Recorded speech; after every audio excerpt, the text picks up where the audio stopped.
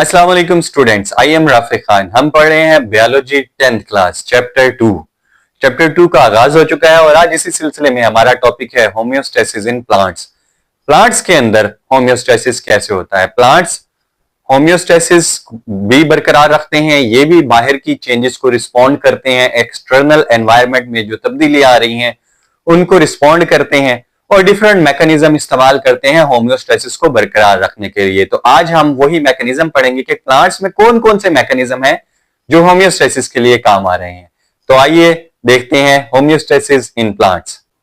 तो first is removal of extra carbon dioxide and oxygen, यानी कि जायद कार्बन डाइऑक्साइड और ऑक्सीजन का इखराज पौधों में कैसे होता है। तो आइए देखते हैं। The removal of carbon dioxide and oxygen in daytime.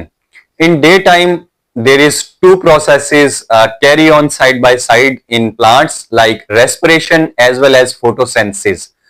During respiration, carbon dioxide is produced and utilized in photosynthesis. But at night time, there is no utilization of carbon dioxide because there is no photosynthesis at night. पौधों में दिन के वक्त in day time दो processes चल रहे हैं बेटा। एक चल रहा है रेस्पायरेशन, जिसमें by product waste product produce हो रही है कार्बन डाइऑक्साइड। दूसरा प्रोसेस चल रहा है पौधों में डे टाइम फोटोसेंसिस, यानी कि अपनी खुराक तैयार करने का सूरज की रोशनी में होता है और फोटोसेंसिस में हम इस्तेमाल करते हैं कार्बन डाइऑक्साइड को। तो जो रेस्पिरेशन में carbon dioxide in day time यानी कि दिन में बनती है वो यूटिलाइज हो जाती है फोटोसेंसिस में। फोटोसेंसिस में हमें कार्बन डाइऑक्साइड की जरूरत होती है, वो इस्तेमाल हो जाती है। लेकिन रात को क्योंकि सूरज की रोशनी गायब हो जाती है, मेसोफिल सेल्स पे नहीं पड़ती, क्लोरोफिल सेल्स पे नहीं पड़ती, तो क्या होता है फोटोसेंसिस का अमल रुक जाता है। लेकिन रेस्पिरेशन दिन और रात दोनों में चलता है। अब जब रात को रेस्पिरेशन होगी तो कार्बन डाइऑक्साइड प्रोड्यूस होगी, बट फोटोसेंसिस नहीं हो रही, इसलिए वो कार्बन डाइऑक्साइड कहीं पे यूटिलाइज नहीं होगी, कहीं पे इस्तेमाल नहीं होगी। इट्स मीन अब ये मेटाबॉलिक वेस्ट है, ये वेस्ट प्रोडक्ट है, इसको जिस्म से बाहर निकालना बहुत जरूरी है।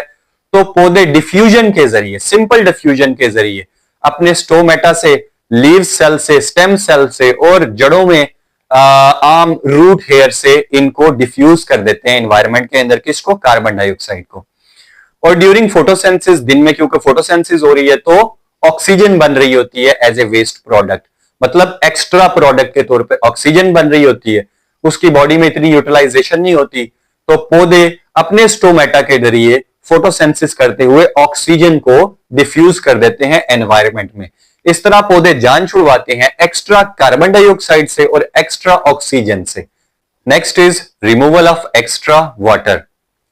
Removal of extra water. You know very well, the plants gain water from the soil with the help of their roots, and water is also produced in cellular respiration as a byproduct. अब दिन में क्या होता है, plants जो हैं वो दिन और रात खैर दोनों में ये होता है, प्लांट्स अपनी रूट्स के जरिए वाटर को एब्जॉर्ब करते हैं सॉइल यानी कि जमीन से। जब वो जमीन से पानी को जज़ब करते हैं और उनमें रेस्पिरेशन भी हो रही है, हर सेल के अंदर सेलुलर रेस्पिरेशन हो रही है, तो तब भी पानी बन रहा है एज ए बाई प्रोडक्ट। अब पानी जो है वाटर एक्सट्रैक्ट वो ज्यादा हो जाता है प्लांट में, तो वो क्या करते हैं, ट्रांसपायरेशन की मदद से उसे जिस्म से बाहर खारिज कर देते हैं। Transpiration is a mechanism in which water loss from the plant body in the form of water vapours. पत्तों के जो स्टोमेटा होते हैं ना बेटा, जब वो खुलते हैं तो वाटर वेपर्स की फॉर्म में प्लांट से पानी बुखारात की शक्ल में बाहर निकल जाता है। लेकिन दिन में तो आपको पता है ट्रांसपायरेशन हो रही है क्योंकि स्टोमेटा खुले हुए हैं, लेकिन रात को ट्रांसपायरेशन स्टॉप हो जाती है because the closing of stomata, क्योंकि स्टोमेटा क्लोज हो जाते हैं। अब कोई जगह नहीं है पानी को बाहर निकालने की। लेकिन अगर जमीन में ज्यादा पानी है तो डिफ्यूजन की वजह से वो पानी ऑटोमेटिकली जड़ों में, रूट हेयर्स में एब्जॉर्ब हो जाता है और जाइलम सेल्स में चला जाता है। प्लांट्स जो है they store large amount of water in their vacuoles in their cell gain करने के लिए टर्जिडिटी।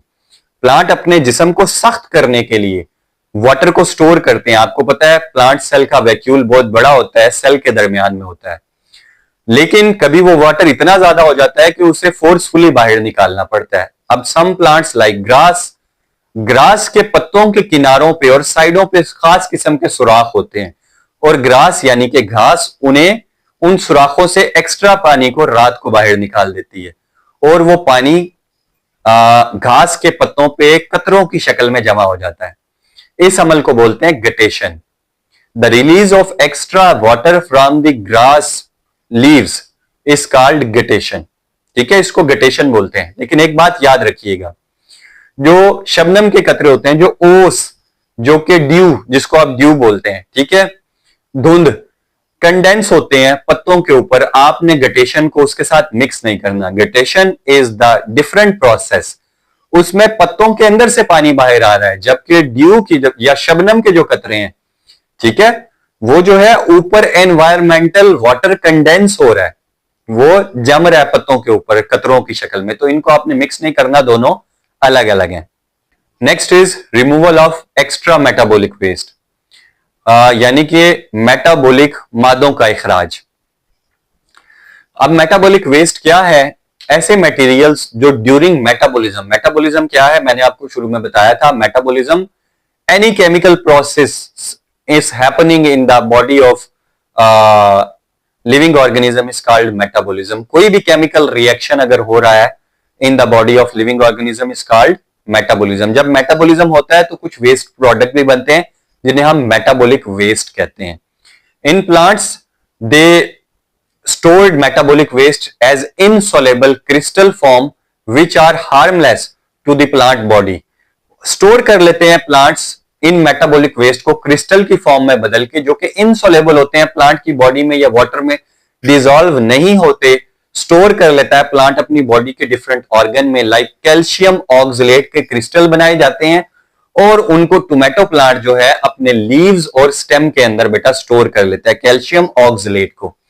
कुछ ऐसे प्लांट्स हैं जो हर साल पत्ते गिराते हैं, ठीक है, रिमूवर ऑफ लीव्स होती है, और फिर बाहर में उनके नए पत्ते निकलते हैं, तो वो अपने मेटाबॉलिक वेस्ट को बेटा अपने लीव्स में स्टोर कर लेते हैं, और हर साल जब वो पत्ते उनके शेड होते हैं, गिराते हैं, तो वो मेटाबॉलिक वेस्ट से छुटकारा हासिल कर लेते हैं।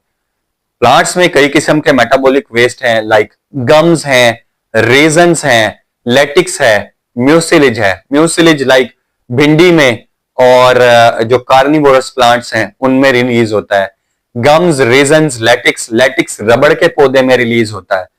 गम्स लाइक आपने देखा होगा वो कीकर के पौधे में गोंद निकलती है, जो ये सब मेटाबॉलिक वेस्ट है पौधों के, जो मुख्तलिफ तरीके से अपने जिस्म से बाहर खारिज करते हैं।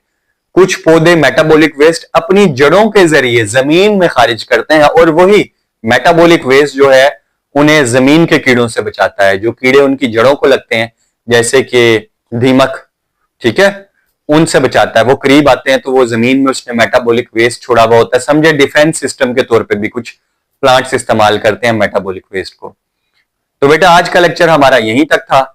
आपको उम्मीद है आज का लेक्चर समझ आया होगा। ये लेक्चर उर्दू मीडियम और इंग्लिश मीडियम दोनों के लिए था, इसलिए आप इस बात से परेशान मत होइएगा कि ये लेक्चर कौन से मीडियम के लिए है। कोई भी बच्चा इसको सुन के अच्छी तरह समझ सकता है, मेमोराइज कर सकता है।